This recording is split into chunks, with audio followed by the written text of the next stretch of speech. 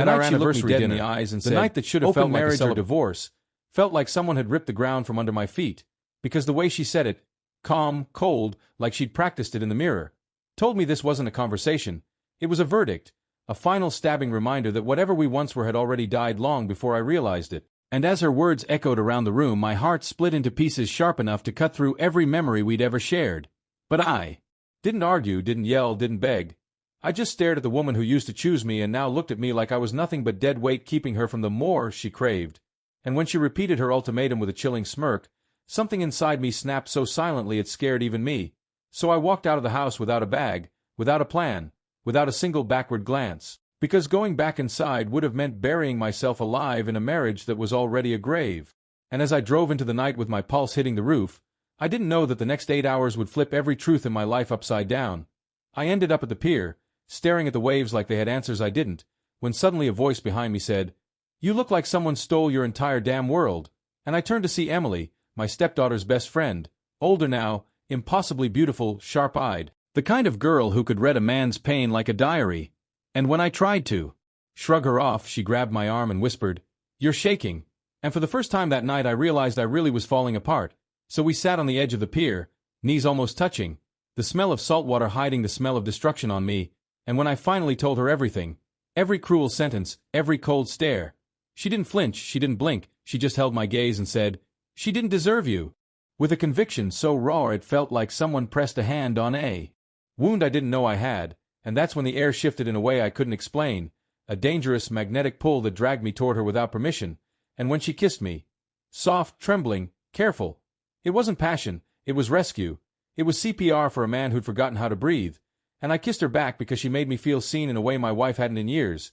But the worst part was, the guilt didn't stop me, because pain had already burned every rule in my life to ash.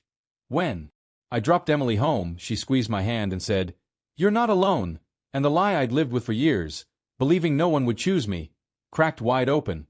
So when I walked into my house the next morning to pack my things, my wife acted like nothing happened, sat at the table drinking coffee like she hadn't detonated a bomb in my chest, and when she casually asked, "So? Open marriage or divorce?" I looked her dead in the eyes and said, "Neither. I'm done with you." The shock on her face was almost satisfying, until she stepped forward and hissed, "There's someone else, isn't there?" And my silence was the gasoline that set her rage on fire, so she started breaking things. Plates, glasses, a framed picture of us that shattered like the love it pretended to hold.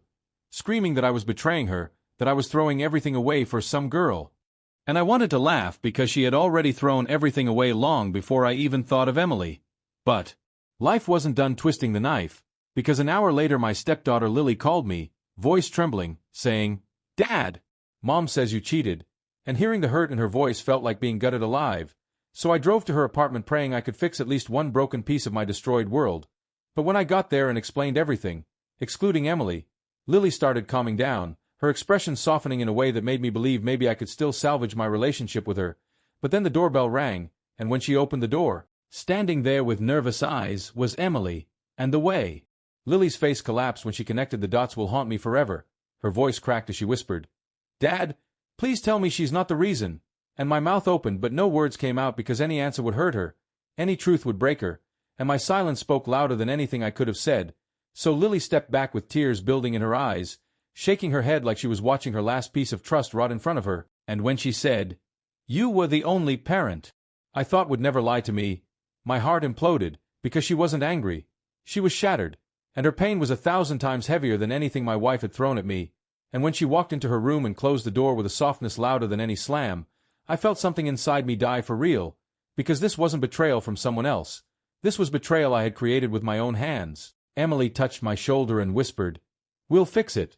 But for the first time in my life I realized some wounds don't heal, some mistakes don't fade, and some darkness, once unleashed, swallows everything in its path. And that night, as I sat alone in my car, shaking with guilt, heartbreak, and a pain too heavy for any man to carry, I knew the truth I'd been running from. My wife's ultimatum didn't destroy our family. My response did. The darkness she opened didn't consume me alone, it consumed Lily. It consumed Emily. It consumed everything I ever cared about. And there was no going back.